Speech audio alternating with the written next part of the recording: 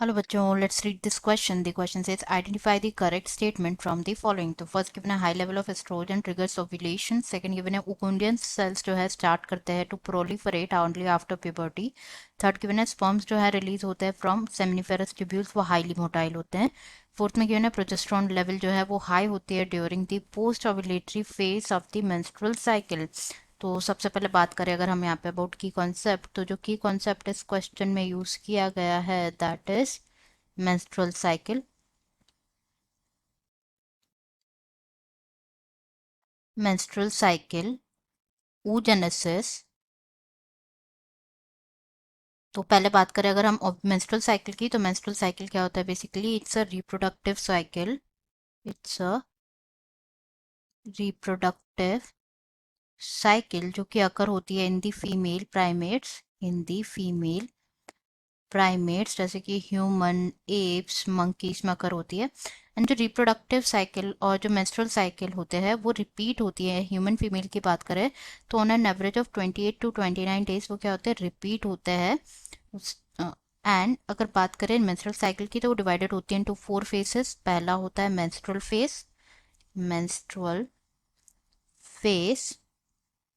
Second is follicular phase. Third is ovulatory phase, ovulatory phase.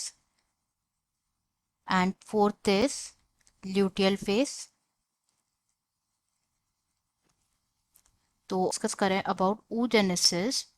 oogenesis, तो oogenesis is what? It is the process of formation of mature female gamete, mature female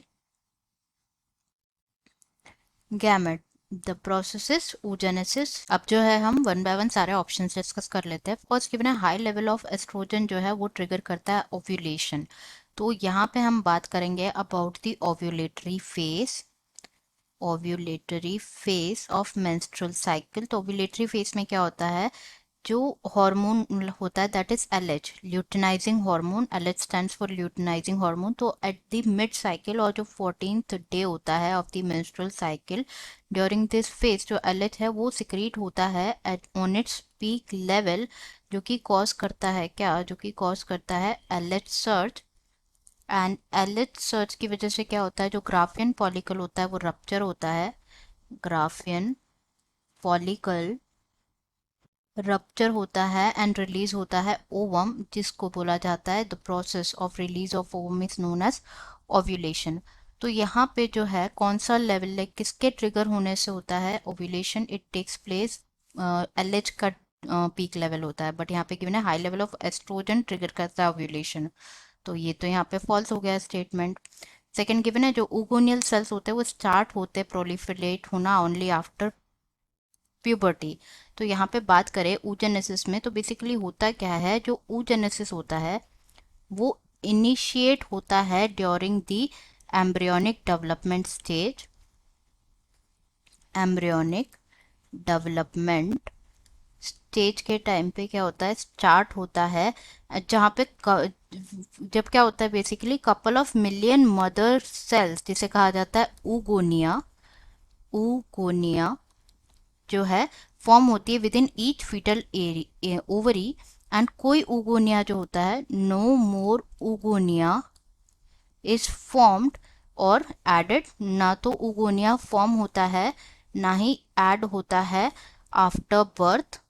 oogonia ना, जो sales होते हैं ये इनमें start होता है cell division and ये एंटर करते हैं into the prophase one, prophase one stage of the meiotic division, meiotic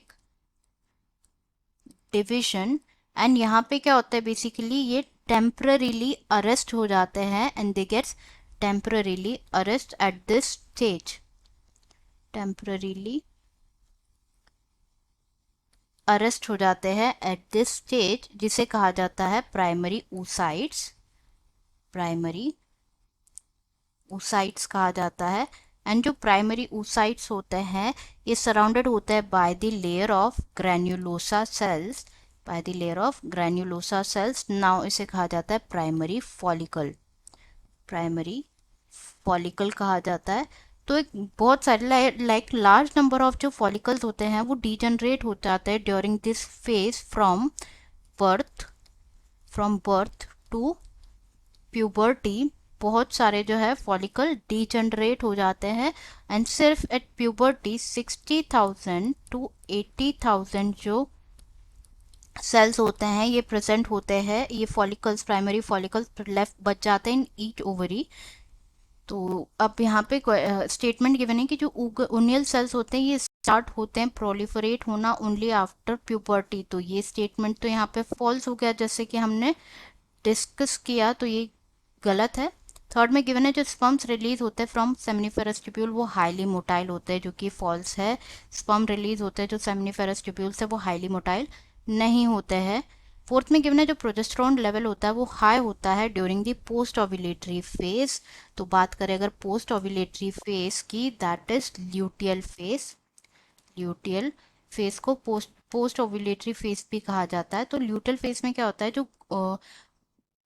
जो ग्राफियन फॉलिकल रप्चर होने के बाद ओवम रिलीज होता है, तो जो रप्चर्ड ग्राफियन फॉलिकल होता है, ग्राफियन फॉलिकल जो रप्चर्ड ग्राफियन फॉलिकल होता है वो कन्वर्ट होता है इनटू कॉपस ल्यूटियम।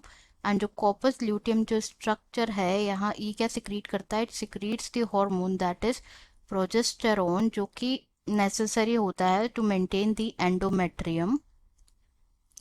एंड जो एंडोमेट्रियम होता है इसका मेंटेनेंस ये ज़रूरी होता है फॉर प्रेगनेंसी के लिए ज़रूरी होता है। तो यहाँ पे यही गिवन है कि प्रोजेस्टेरोन लेवल हाई होता है during post ovulatory phase of menstrual cycle, जो कि बिल्कुल करेक्ट है। तो आंसर हो जाएगा हमारा fourth, that is progesterone level is high during the post ovulatory phase of menstrual cycle. Answer will be D, that is progesterone level is high during the post ovulatory phase